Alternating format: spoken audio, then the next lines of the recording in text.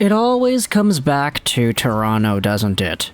They always get the rumors, they always get the articles, they always get all of the players in the National Hockey League who are on the market linked to them in some way or another, and this video is going out there and acknowledging some of those claims.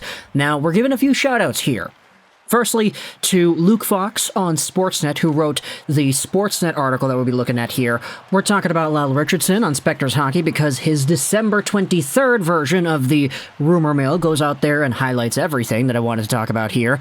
And we're also giving shoutouts to Harmondale and Joshua Cloak on The Athletic because they also had a conversation or two surrounding the Maple Leafs. So, let's go over to a few names that I wanted to highlight here first and foremost on why the Maple Leafs must be more aggressive than ever at the trade deadline. This is the Fox article, and essentially it goes out there and talks about how the Maple Leafs have to use this Jake Muzzin being out on the LTIR opportunity in a very aggressive way.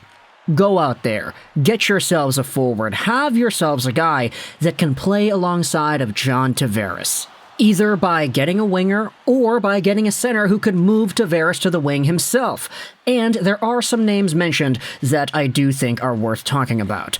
Fox writes in this article here, up front, difference makers like Bo Horvat, Ryan O'Reilly, and Austin Matthews' boyhood hero Patrick Kane might all switch uniforms. Toews, Bertuzzi, Tarasenko, Meyer, Barbashev, and Nyquist are also intriguing targets.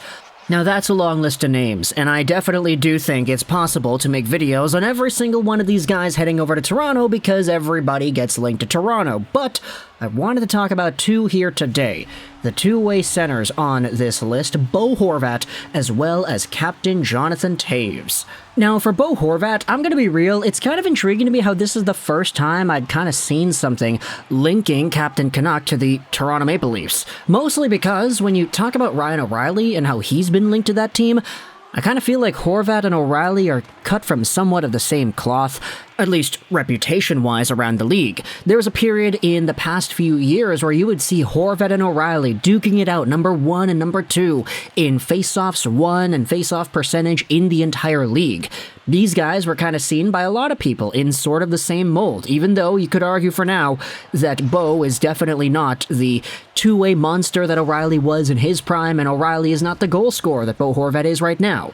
But when it comes to being a goal scorer, I mean, Bo has been doing a lot of that this season. At the time of recording this audio, he is still, I believe he's tied for third in the NHL in goals, 24 goals, something like that. So it's a pretty good ranking for a guy that has made his living pretty much getting 20 to 30 goals per year the rest of the time he has been a Canuck.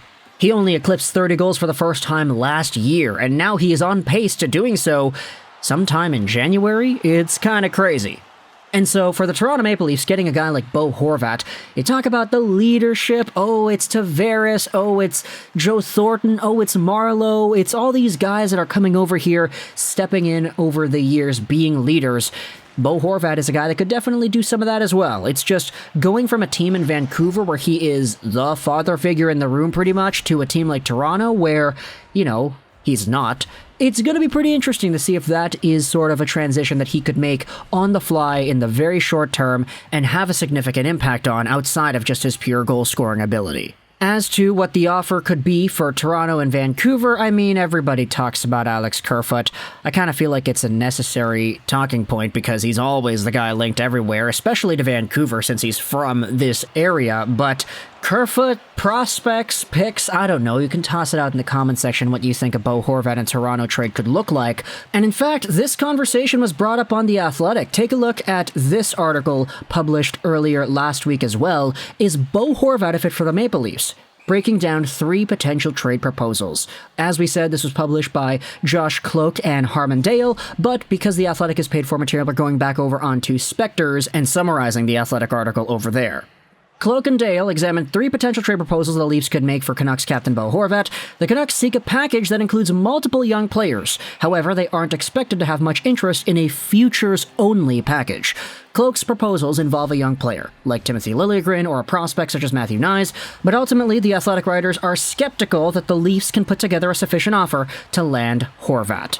This is the Spectre's note part of the article. Lyle Richardson says, never say never, I suppose, but the Canucks would have to be really desperate for the Leafs to have a decent shot at acquiring Horvat. By that I mean, the Canucks fail to find any teams willing to meet their asking price and are forced to accept lesser offers. There's nothing wrong with Timothy Liljegren, and Nyes has NHL potential.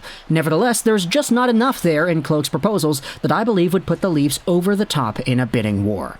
So let me know your thoughts in the comments as to whether or not Bo Horvat could be a legit target for the Maple Leafs. But I also wanted to talk about the other captain being linked to Toronto as well, Jonathan Toews. Now, Toews has been slowly getting linked to more and more teams as the season goes on. We've seen reports about Boston, Edmonton now. Colorado was the one that was always sort of in there, but Captain Sirius this season is on pace for 53 points. He's got 20 points in 31 games played at the time of recording this audio, which is a pretty nice bounce back from the 37-point season he had last year in 71 games. Of course, this comes after he missed the entire 2020-2021 season, so just seeing him here in the National Hockey League playing at all, that in and of itself is a good thing. But for Jonathan Toews, the guy has a much higher cap hit than Bo Horvat. He's got 10.5 AAV on the dot, and of course it does expire in the summer. But for Jonathan Toews, this is another one of these players that could be a pretty good addition if you give him some ice time and you allow him more space to maneuver around where he isn't supposed to be the number one guy. You leave it up to Matthews and Marner to get the main points, and then on the penalty kill, in your own zone, defensive zone draws, you have Jonathan Toews starting things out, playing with Tavares, and maybe sending things up for a shot from Nylander or something. I don't know, I'm just trying to spit off ideas, but that sort of setup is one that I think makes a lot of sense. Of course, you could also have Bo in that situation as well, but I do think that Toews is a little bit better defensively than Bo Horvat is, especially since Bo, nowadays at least, is more of just a power sniper who's able to get in the right spot in the bumper most of the time.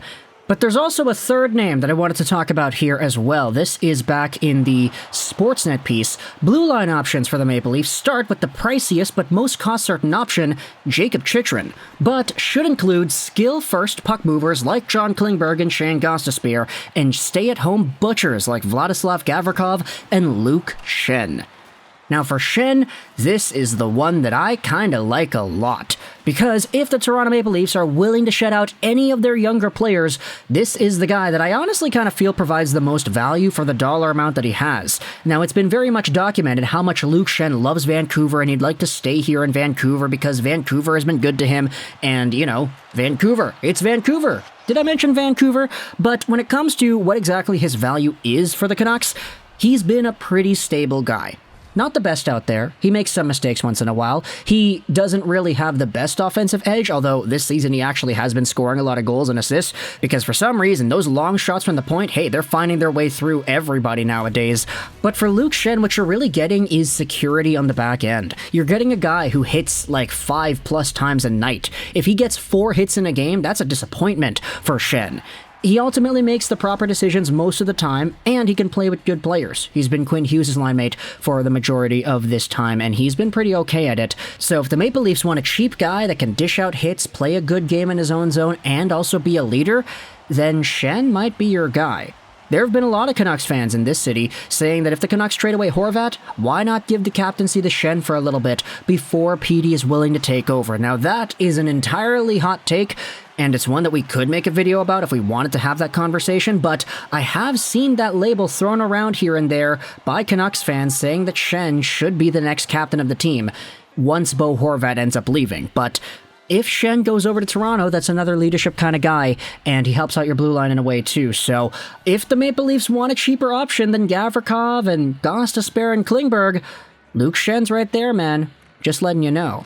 So talk in the comments all your thoughts and ideas about what we've discussed. Jonathan Toews, Bo Horvat, Luke Schenn as potential Toronto Maple Leafs trade targets. Of course, there are a ton of other names that were listed in this one Sportsnet article by itself. From Gavrikov to Klingberg to Ryan O'Reilly to Patrick Kane, there are a ton of conversations about the Leafs all the time.